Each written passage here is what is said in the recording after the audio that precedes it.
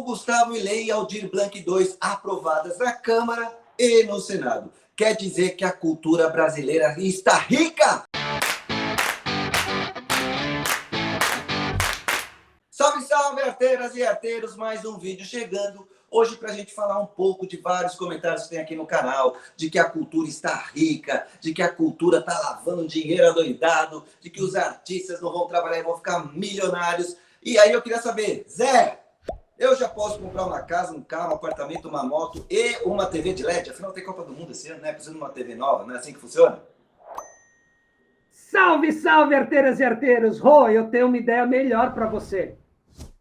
Você podia pegar esse troco que estão depositando para você e dar uma entrada num triplex no Guarujá. O que você acha, amigo? O que eu vi, que eu gostei, é que o Lula deveria aproveitar essa indenização do Dalanese, lá, Dalaese, sei lá o nome do carro, para dar uma entrada no triplex agora. Eu estou te dando a mesma sugestão. Você também não está mamando em dinheiro aí das leis de cultura? Não é isso que você está falando? Olha, se eu pagar as dívidas já tá bom, viu? Salve, amigos! Brinks à parte. Vamos lá, gente. A gente conseguiu essa aprovação de 2 leis para a cultura. Acho que é um marco nesse país, nesses anos tão complicados que a gente está vivendo com esse governo maldito, que deve acabar logo, né? A gente espera.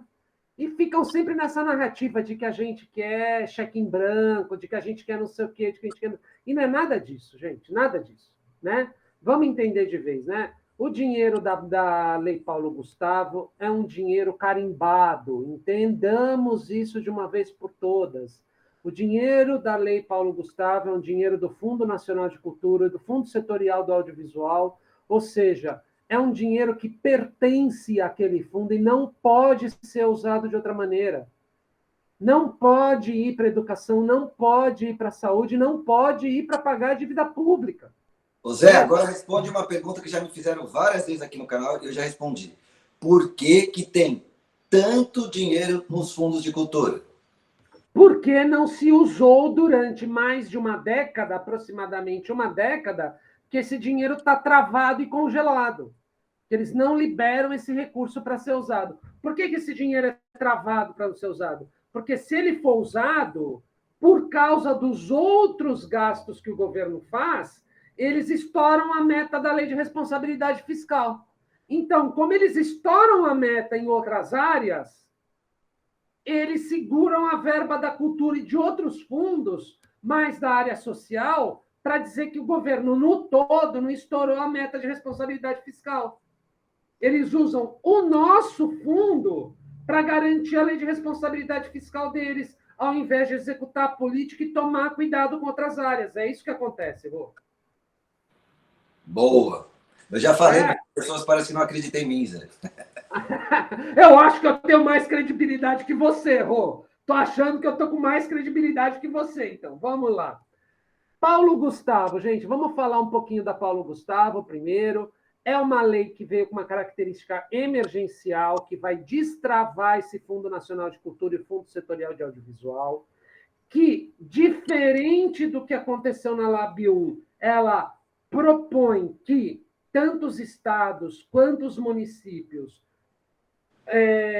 conjuntamente, para receberem a lei, eles têm que assinar um protocolo de implantação dos sistemas estaduais e municipais de cultura, ou seja, ela vai estimular efetivamente que nos estados e municípios a gente construa o conselho, o plano e o fundo, mesmo que não diretamente para a execução dela, porque ela é para ser executada esse ano, apesar de ser ano fiscal, está prevista, Paulo Gustavo, acontecer um cronograma mais ou menos parecido com o que aconteceu com a LAB em 2020.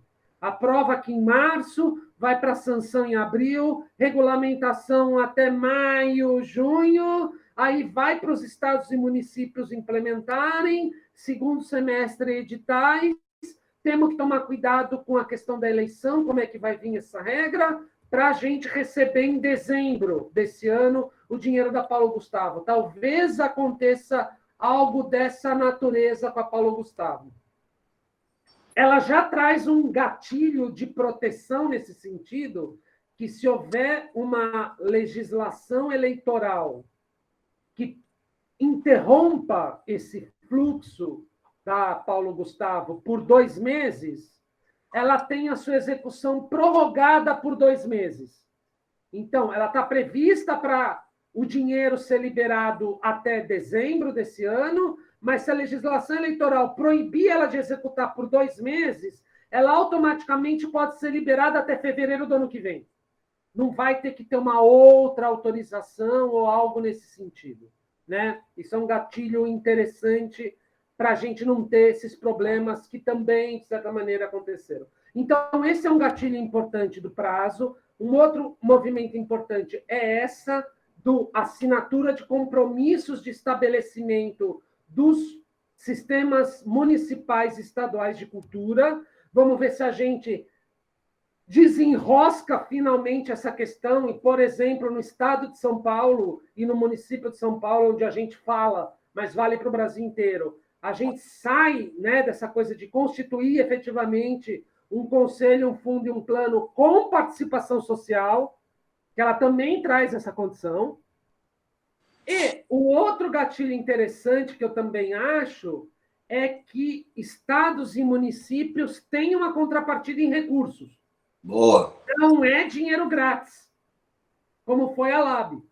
E essa questão do que você também falou dos sistemas municipais e estadual de cultura já também é um degrau para se a gente subir, né, que já deveria ter subido há muito tempo, para depois conseguir dar o andamento da Lei Aldir Blanc II, que também vai trabalhar com essa questão do fundo e do sistema, né? Exatamente, né?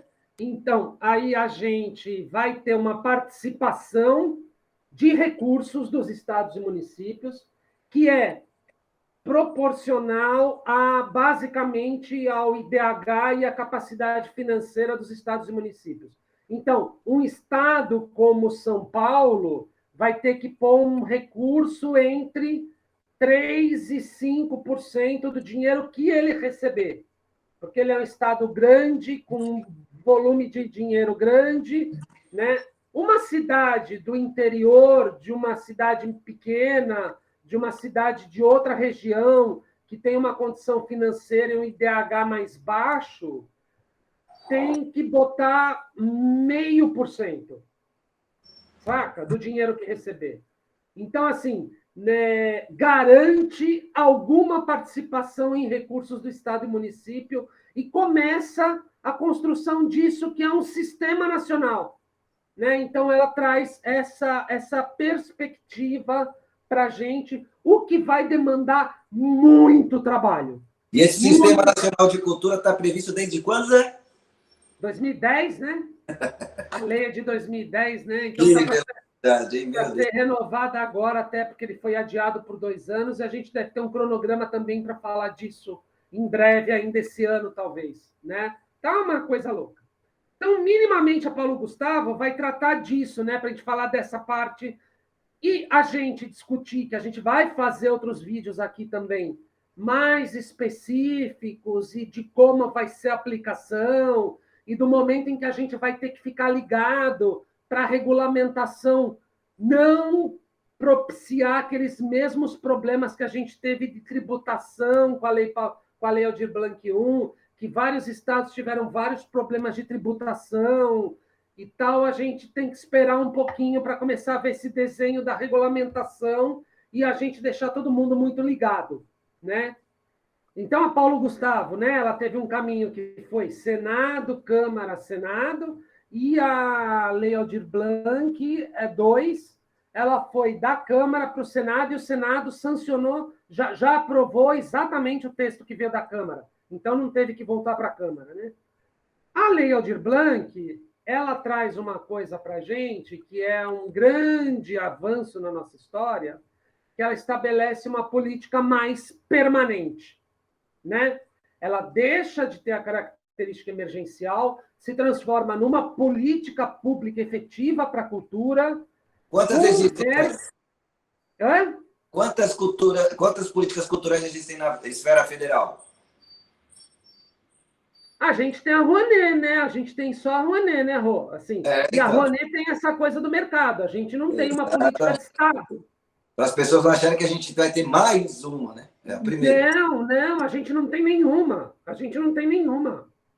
E a lei Aldir Blanc II, ela se estabelece como uma lei permanente, então ela não tem prazo de duração, né? Então são 3 bilhões por ano a partir de 2023. Então esse é um gancho legal para a gente entender, né, gente? Então, a Paulo Gustavo é uma lei para 2022, 3,8 bilhões, e a Aldir Blanc vai ser uma lei que vai ser regulamentada ao longo desse ano e implementada em 2023. Ela vai ser uma lei de 2023 com garantia de recursos até 2027. Então, são 5 anos. Isso é uma determinação da Lei de Responsabilidade Fiscal também. Leis que impliquem em orçamento, elas têm um prazo que exige uma revisão da lei para ver se mantém ou não com as características que ela tem. Mas ela é uma lei que tem prazo indeterminado. O que tem é que, em 2027, a gente vai fazer uma revisão para ver se mantém, se aumenta valor, se consegue melhorá-la e, eventualmente, fazer algum ajuste da lei a partir da sua prática. Então, são 2 vitórias imensas para um setor que não tem nada nos últimos anos e para um setor que nunca teve uma política efetiva, regular e contínua, exceto que foi a política do Cultura Viva, que foi desmontada. Ela chegou em uma série de pessoas ali no governo Lula, Gil. A gente teve a lei de política do Cultura Viva, mas que também não teve mais regularidade. Ela foi descontinuada também, né? Acho que é isso, Rô. Acho que as informações iniciais aí de uma celebração e muita atenção. A gente tem aí até o começo de abril para o governo federal sancionar as 2 leis. Se ele vetar, a gente está acreditando que a gente derruba o veto na Câmara e no Senado, porque a gente teve vitórias acachapantes, né? As vitórias foram muito significativas. Então, ele pode querer vetar para criar barulho e encher o nosso saco, mas também tem um lado que a gente está um pouco acreditando que ele vai querer surfar na onda de que está ajudando os artistas, sabe? Tem com certeza. Com certeza. E só lembrando também que, para vocês entenderem um pouco, o Zé fez um trabalho muito sério, tanto aqui no Estado quanto na Prefeitura, onde ele mostrou que, apesar do montante geral de investimento na cultura ter aumentado ao longo dos últimos 10 anos, tanto no Estado quanto na Prefeitura, proporcionalmente ao salário não, ao arrecadado tanto pelo Estado quanto pela cidade, esse percentual foi diminuindo ao longo dos 10 anos. O que quer dizer que a gente não tem nem a mesma representação perante ao orçamento da cidade e Estado, muito menos em relação à inflação. Então, quer dizer, a gente chegou num momento aqui no Estado e na cidade de São Paulo que mais de 90% dos projetos culturais, vou repetir, mais de 90% dos projetos culturais colocados em editais públicos ficam de fora. Olha o tanto de arte, de cultura brasileira que é jogada no lixo por falta de um investimento sério. E agora o nosso secretário tão amado do Estado abriu mão da sua candidatura, porque parece que o povo da cultura, a galera da cultura, não estava com ele. E ele viu que ia tomar pau nas eleições. Então, é isso que a gente precisa, de um investimento sério para que trabalhadores trabalhem.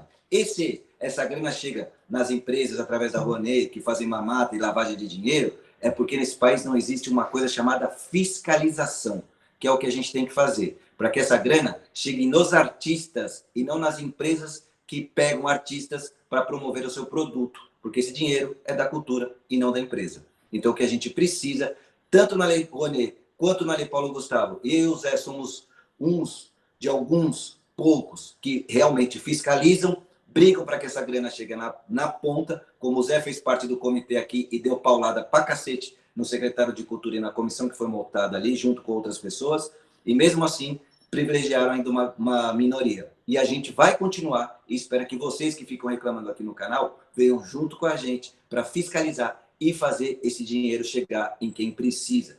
Porque a Lei Paulo Gustavo, ela se armou para também fazer com que quem precise mais receba mais. Ok?